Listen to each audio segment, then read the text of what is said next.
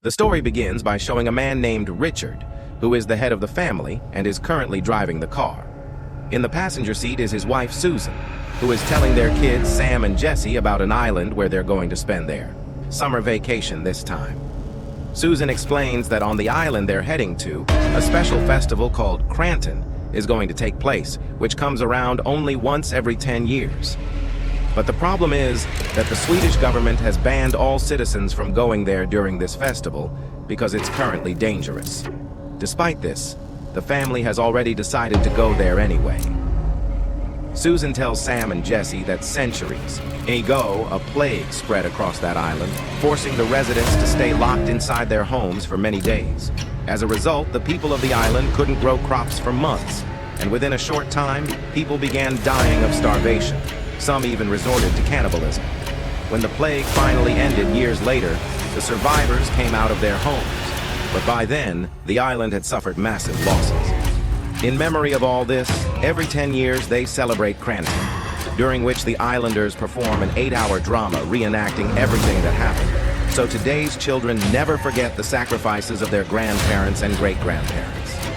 Little while later, the family stops near a cafe whose owner is extremely arrogant.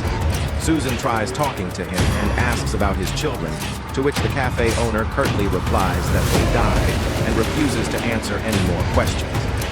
Meanwhile, Jesse and Sam, who are looking around the cafe, spot a bird lying cut up and badly killed at the back of the cafe, and they take a picture of it. After eating, when Richard and Susan ask about the boat going to the island, the cafe owner, upon hearing the island's name, gets so frightened that he smashes a plate and tells them in a terrified state that going there isn't safe, especially not this month since Cranton is coming up, during which the islanders don't want outsiders visiting. But Richard and Susan don't believe him, and they had already booked a hotel to stay there. Eventually, the hotel owner tells them the truth, that the island's people are psychos who chop up and eat outsiders. But Richard and Susan think the cafe owner is simply crazy, and they had come from home determined to see Cranton no matter what, so they have no intention of turning back now. Just then, they hear a boat horn, a boat headed to that very island. Richard tells Susan to take the kids toward the boat while he goes to pay the bill. During this, the cafe owner behaves rudely toward Richard and warns him to take his family and go home. Richard ignores him completely, and Susan buys 4 tickets from the ticket agent. Richard then remembers he left his wallet at the cafe, rushes back, and quickly returns with it. After they board, the islanders on the boat realize that these 4 people are headed to their island, and everyone starts staring at them strangely, as if this family's safe return is impossible. During this, a drunk man named Johan comes up to them and starts hurling abuse, but Richard and his family don't take him seriously. Eventually, the boat reaches the island. Richard and his family are shocked to see the entire island's population gathered, staring at them as if something terrible has happened. Everyone seems extremely angry at them. The island's leader, Clara, steps forward and asks who they are and why they've come. Susan calmly explains they're there for a vacation and to watch the Cranton Festival. Clara's son, Ingemar, steps up and tells them they never let outsiders watch their Cranton Festival.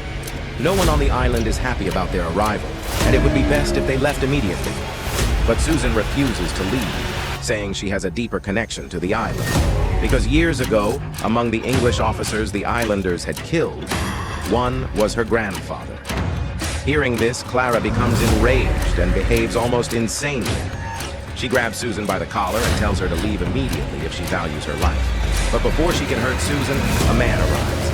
Mats, the man who had rented out his house to Susan's family. Mats tells everyone that the islanders shouldn't have any issue with this, since the house belonged to his mother and is now his, so he can rent it to whomever he wants. Clara threatens Mats, saying his guests will soon get scared and flee the island on their own, then she walks away. The family finally goes to Mats's house, where Richard breathes a sigh of relief. Then Mats reveals something disturbing, that this house belonged to his mother, who was killed by the islanders right in this very house, in the exact spot where Richard is sitting. This unsettles the family. After telling them this, Mats leaves, and the family unpacks their luggage. A little later, Jessie goes to take a shower where she hears strange noises coming from behind the mirror, but when she checks, she finds nothing there. That night, the family has dinner and goes to sleep. But in the middle of the night, Richard and Susan wake up to a strange noise that disturbs them. They go outside to check and find the entire island's population gathered in front of their house, wearing strange masks, carrying torches, and making noise to scare them. Susan tells them to stop because the children are sleeping inside. The islanders then throw a dead raccoon's carcass at them and leave, leaving Richard and Susan genuinely frightened, wondering if coming to this island was a mistake. The next morning, they learn that only one day remains before Cranton, the very festival they'd come to see. But staying even one more day in this house feels difficult, especially for Jessie, who feels like someone is constantly watching her, and her suspicion turns out to be correct, since someone really is secretly monitoring them via CCTV fed. Up, Richard goes to Matt's house and shows him the dead raccoon from the previous night. He tells Matt everything, saying they feel like someone is watching them and that everyone is treating them badly, and if this continues, he'll leave. A negative review, so no one ever vacations there again. Matt asks him not to do that and promises to talk to the islanders. A little later, the family goes out to explore the island's nature and take pictures. The scene then shifts to the cafe, where we learn the cafe owner has been murdered, and the police are investigating. Richard and Susan notice that the islanders have ordered 4 coffins from outside, meaning 4 people are about to die. Despite seeing this, neither Richard nor Susan show any fear at all. Susan tells Richard it's time they start their work. Meanwhile, the police officer investigating the cafe owner's murder arrives and talks to the island's security officer, saying that a man named Johan, who belongs to this island, is the murderer and is hiding here. So it's crucial he be caught. Elsewhere, the islanders are busy preparing for Cranton when the officer arrives and asks about Johan. Clara, the island's leader, lies to the officer, saying Johan left the island that very morning. She also threatens the officer, telling him never to come back to this island to solve any case because no outside laws apply here. The officer warns that even though he'll leave, the islanders should be careful of Johan. Otherwise, even the police won't be able to help them. He then departs. Poor Johan, who hadn't done anything, was hiding from the officer the whole time. Meanwhile, Jessie and Sam go to a cafe on the island where they meet Ingemar, who tells them they've made the biggest mistake of their lives by coming here. Some other islanders show up behind him, but instead of fear, Jessie calmly tells him they'll leave. She just wants her parents to see this pointless festival first. As they try to leave, they bump into some men carrying coffins who gesture that they intend to kill them. The siblings run away, but instead of fear, there's a smile on their faces. When Jessie goes to her room, she finds someone had been lying on her bed, who left just before she arrived. She again hears strange noises near the mirror. Meanwhile, Clara holds a meeting with the islanders, saying this will be the last time she personally directs the Cranton drama, and she wants this year's festival to be the best ever. She tells them they've been bringing and killing the English to please their ancestors' spirits, but for several recent festivals, their generation hasn't been able to bring themselves to actually kill anyone. But now, fate has delivered the English right to their island themselves, so why not take this opportunity and celebrate Cranton exactly as it was done in the old days? Clara decides that they will kill Susan's family during the festival and eat them. Most of the elders agree with Clara, but her own son Ingemar objects, saying these old customs are outdated. Many others side with Ingemar against this decision. They say they'd supported Clara as long as it was just about scaring outsiders, but they won't support an actual murder plan. Furious, Clara, as the leader, declares that things will happen, exactly as she wishes during Cranton. Clara then visits Matt's and asks him to join her plan, but Matt's firmly refuses.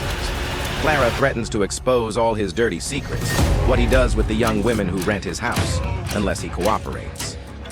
Matt is forced to agree. Finally, the day of Cranton arrives. A masked man starts the ceremony by beating a wooden drum, and slowly the entire island, young and old, gathers at the ground. Matt brings cookies to Susan's family and tells them he's spoken to the islanders, who now want the family to be part of the festival and witness their tradition. But the family, who had been eager to see Cranton from the start, suddenly changes their mind and goes swimming instead, because this family's real intentions were something far more sinister.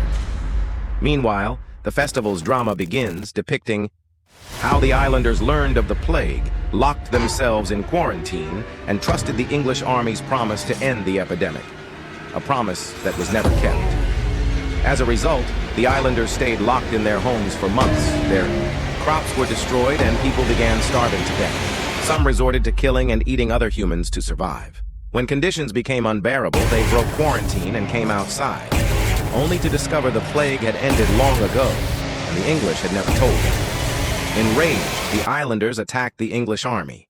Meanwhile, Susan's family returns from swimming and finds cookies on the dining table that Mats had brought. We then learn that Mats had actually installed surveillance cameras in every room of the house, including the bathroom. He was the one who would watch Jessie shower and then go sleep in her bedroom afterward. He did this with every family that vacationed on the island. Mats had no idea just how dangerous this family actually was.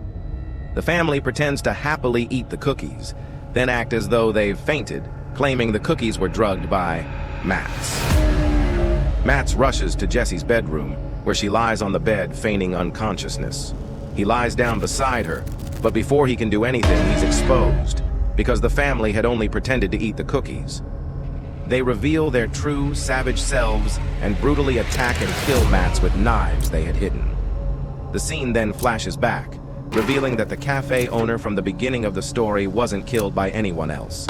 It was Richard himself, because the owner had been rude to Susan and had hassled Richard too. Richard had killed him right when he went back to retrieve his wallet. Now we learn the truth about this family. They aren't innocent people at all, but highly intelligent psychopathic killers who specifically seek out isolated places cut off from the outside world like this island, because they enjoy torturing and killing people. After brutally killing Mats, they pick up their knives and head toward where Cranton is being performed, killing everyone they encounter along the way with extreme brutality. They reach the drama grounds and begin slaughtering people there too, causing total chaos and panic across the island. Clara realizes the island is under attack, but has no idea who's responsible. All she cares about is completing her final Cranton, no matter what.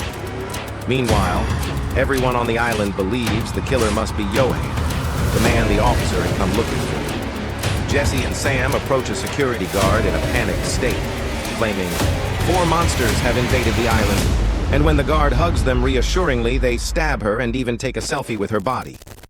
It's revealed that the dead bird they'd seen behind the cafe earlier was killed by Jessie and Sam themselves, since they wanted some bloodshed even before reaching the island.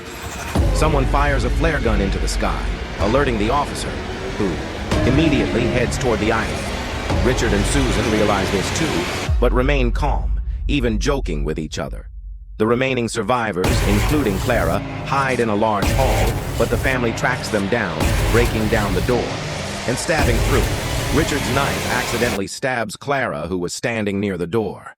An enraged man grabs a sword and attacks, slashing through Richard's neck. The family eventually breaks through the door and continues their brutal massacre, mocking their victim as they kill them. Jessie slits Ingemar's throat as he tries to save them.